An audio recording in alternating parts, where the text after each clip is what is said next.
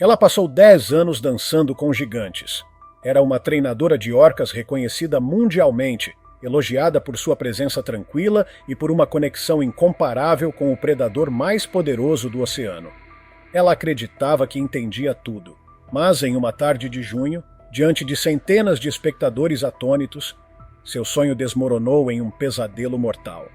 A origem do sonho. Enquanto outras crianças brincavam com bonecas, Elise colecionava livros de biologia marinha e desenhava orcas nas margens dos cadernos da escola. Para ela, não eram apenas animais, eram seres de graça, inteligência e mistério. Aos 19 anos, ela deixou a casa dos pais para perseguir seu sonho. Matriculou-se em um programa de treinamento de mamíferos marinhos nos Estados Unidos. Não foi fácil. Ela limpava tanques, preparava baldes com peixe descongelado e enfrentava a disciplina exaustiva dos treinamentos diários. Mas com o tempo, sua determinação silenciosa passou a se destacar. Os treinadores perceberam sua habilidade incomum de ler linguagem corporal, não só de pessoas, mas dos animais também. Número 2. O estrelato e a orca. Aos 34 anos, Elise se tornou a treinadora principal do Blue Sea Sanctuary, um renomado parque marinho localizado entre os penhascos de Santa Cruz, na Califórnia. Ela não era apenas admirada pelos colegas, era adorada pelo público. Crianças agitavam cartazes com seu nome, turistas pediam para ver seus shows. Sua apresentação assinatura, chamada Harmonia das Profundezas, era o carro-chefe do parque. Um balé cuidadosamente coreografado entre humano e orca. Mas o que realmente fazia Elise se destacar não era seu carisma no palco. Era sua conexão com Kyla, a maior orca do parque. As duas eram inseparáveis. Elise jurava que conseguia sentir o humor de Kyla com apenas um olhar. E Kyla, por sua vez, respondia à voz de Elise com um afeto que parecia impossível para um predador selvagem. "Elise não treina a Kyla", disse um colega certa vez. "Elas falam a mesma língua." Para o público era mágico. Uma mulher e uma fera unidas pela confiança. Cada salto, cada giro sincronizado no ar, cada toque suave do rosto de Kyla no pé de Elise, contava uma história de harmonia. Mas por trás dos sorrisos e das rotinas ensaiadas, ninguém ousava perguntar o que aconteceria se essa confiança um dia fosse quebrada. Número 3. O passado de Kyla. Kyla não nasceu em um parque marinho. Ela não foi criada em cativeiro nem acostumada com mãos humanas. Ela foi capturada nas águas geladas da península de Kamchatka em 1995. Um grupo de orcas migrava em silêncio por sua rota sazonal quando o caos começou. Lanchas romperam a calma, redes foram lançadas e chamados desesperados ecoaram pelo mar. Kyla, ainda jovem, foi separada da mãe. Seu grupo se dispersou. Ela foi arrastada à superfície, sedada e levada em um tanque de transporte. A operação foi eficiente, brutal e legal. Nos anos seguintes, Kyla foi transferida entre instalações, treinada e condicionada para se apresentar. Treinadores a descreviam como inteligente, mas temperamental. Aprendia rápido, mas não confiava facilmente. Relatórios iniciais documentavam recusas de alimentação, longos períodos de apatia e, em um caso, um golpe repentino de cauda que quebrou as costelas de um treinador. Os incidentes foram classificados como anomalias e arquivados discretamente. Quando o Blue Sea Sanctuary adquiriu Kyla, aos 12 anos, sabiam de seu temperamento difícil, mas a viam como uma estrela em potencial. Ela era imensa, poderosa e visualmente impressionante, perfeita para os holofotes. Em memorandos internos, executivos apontavam seu alto valor comercial. Em público, diziam que ela era uma gigante gentil. Número 4. O vínculo e os sinais ignorados. Com o tempo, Kyla parecia mais calma, ao menos na superfície. Ela se apegou a Elise Maro de uma forma que surpreendeu até os treinadores mais experientes. Elise dizia que Kyla era incompreendida, não perigosa. E por um tempo parecia que ela estava certa, mas por trás das rotinas e ensaios algo escuro permanecia. Kyla havia sido arrancada de um mundo onde orcas nadam livres por oceanos, guiadas por famílias, instintos e memórias ancestrais. Nenhuma recompensa com peixe ou comando suave poderia apagar essa fratura. Alguns chamavam isso de trauma, outros de instinto. De qualquer forma, o passado, por mais enterrado que parecesse, sempre encontra uma maneira de emergir. Colegas descreviam a relação de Elise e Kyla como algo além do treinamento. Algo emocional, quase espiritual.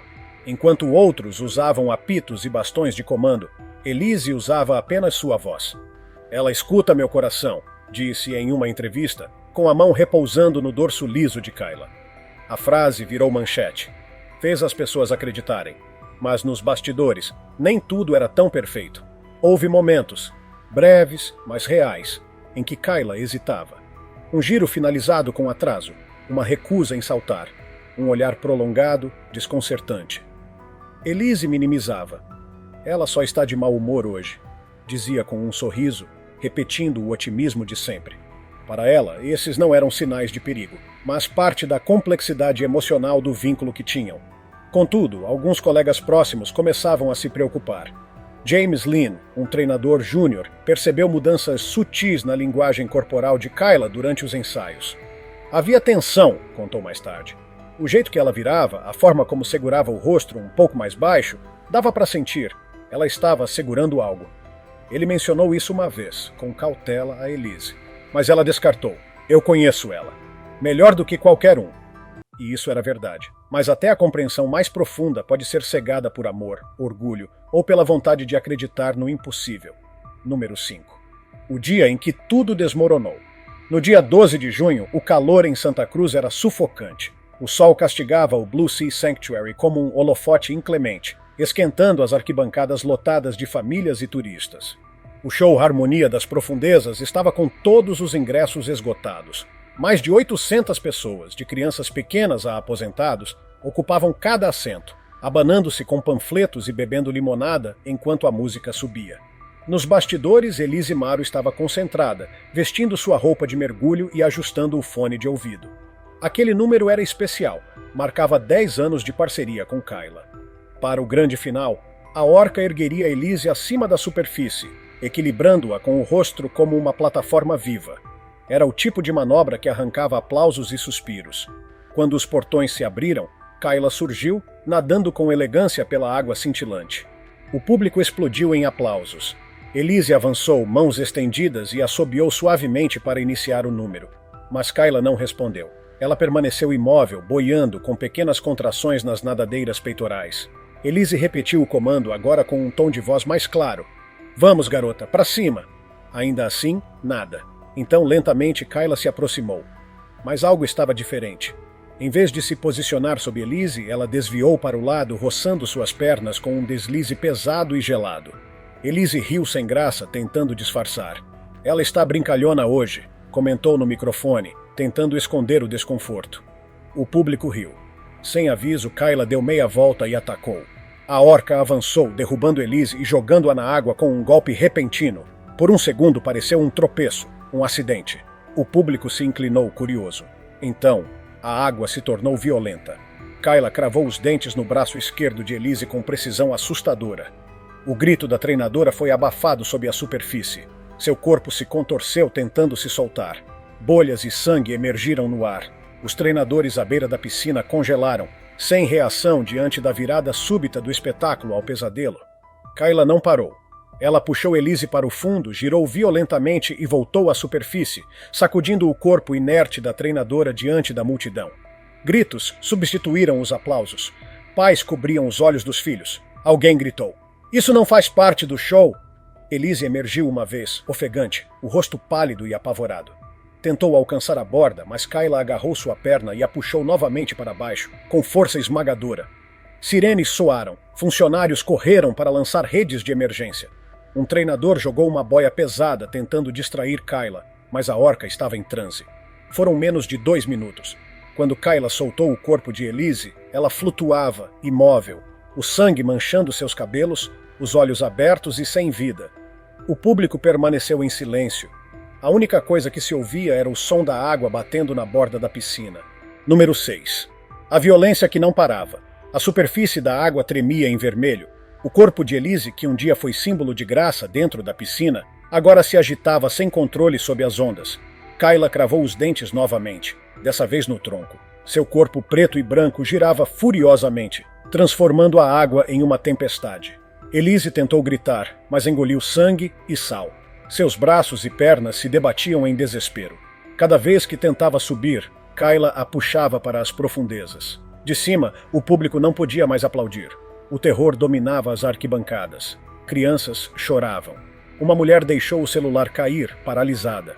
A música alegre que acompanhava o espetáculo continuou por alguns segundos, criando uma atmosfera surreal, até ser cortada pelo silêncio.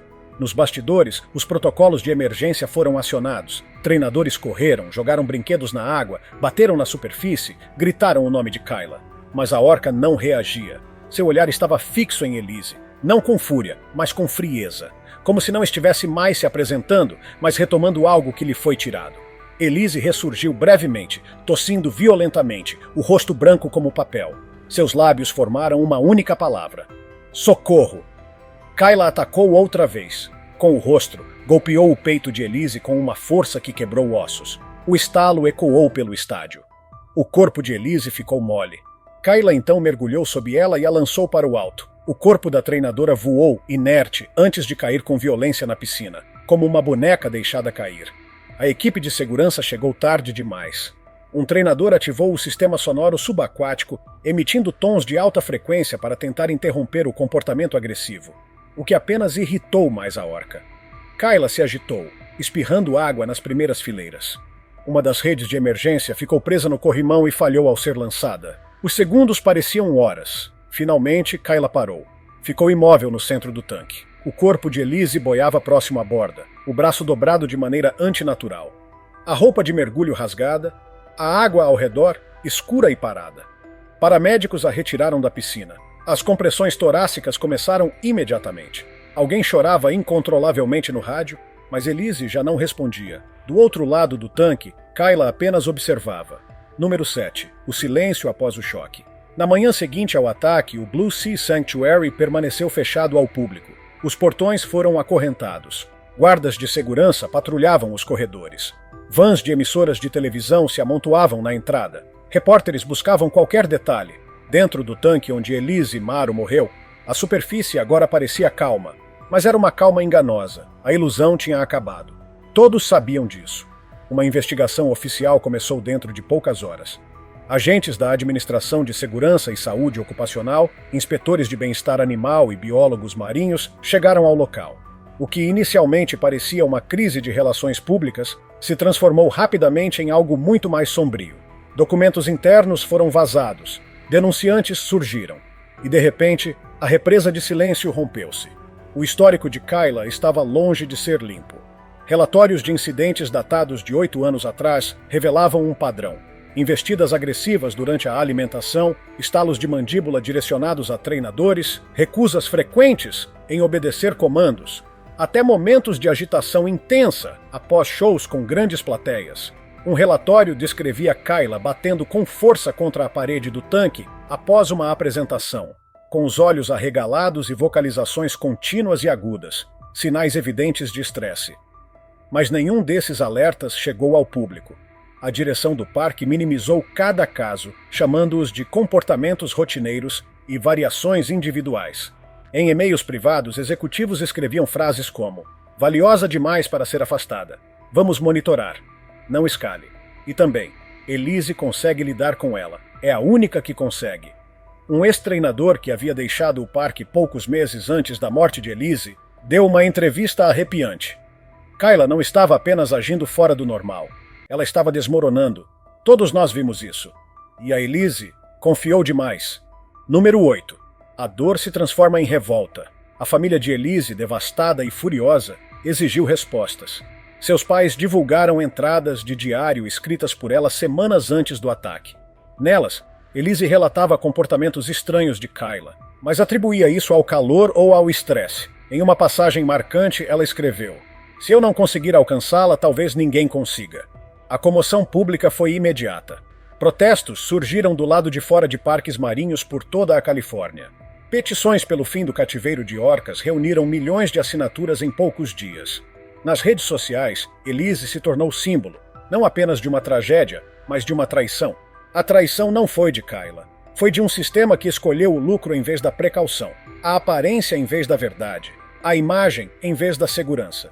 O Blue Sea Sanctuary emitiu um comunicado breve. Estamos de luto pela perda de Elise. Ela era família. Estamos cooperando totalmente com as autoridades. Mas já era tarde. Por trás da cortina de sorrisos e lantejoulas, O público agora via a verdade. Um predador selvagem mantido em uma caixa de concreto, uma mulher talentosa enganada por uma confiança fatal e uma cultura que silenciava sinais de alerta. Até ser tarde demais. Elise Maro não morreu por falta de habilidade. Ela morreu porque ninguém escutou quando a água começou a avisar. Número 9. O luto que virou movimento. A morte de Elise Maro não desapareceu do noticiário como mais um acidente. Nos dias seguintes à tragédia, as imagens de sua apresentação final foram repetidas em todos os grandes canais. O momento do impacto, o sangue se espalhando na água, os gritos de pânico, o silêncio final. Não foi só mais um incidente, foi um divisor de águas. Vigílias à luz de velas foram realizadas na entrada do Blue Sea Sanctuary. Fãs deixaram flores, fotografias e bilhetes manuscritos nos portões. Um deles dizia: "Ela deu seu coração ao oceano, e o sistema a afogou." Elise virou mais do que uma treinadora. Tornou-se símbolo de compaixão, de confiança mal colocada, de tudo o que acontece quando o amor pela natureza é usado como decoração para uma prisão. Organizações de defesa dos animais aproveitaram o momento. Campanhas foram reacendidas. Outdoors começaram a surgir com mensagens como "Cativeiro mata" e "Libertem Kayla". Elise acreditava. Agora nós sabemos. Número 10. O início da mudança. Em poucas semanas, parlamentares da Califórnia começaram a debater um novo projeto de lei, o Ato de Proteção das Orcas. A proposta previa a proibição da reprodução, venda e exibição de orcas em cativeiro. Milhares de cidadãos escreveram a seus representantes exigindo reformas. Os pais de Elise prestaram depoimento em uma audiência pública. Levaram o traje de mergulho da filha, rasgado, manchado de sangue e irreversivelmente real. Não queriam vingança, queriam mudança. Enquanto isso, dentro do santuário, Kayla nadava sozinha. Não se apresentava mais. Nenhum treinador entrava na água com ela. As rotinas cessaram. Kayla apenas circulava pelo tanque, em silêncio, emergindo apenas para respirar. Ninguém sabe o que ela lembrava, ou o que sentia. Alguns a chamavam de assassina, outros de vítima. Mas uma verdade era inegável. Ela foi forçada a viver uma vida que nunca lhe pertenceu. Visitantes não podiam mais vê-la.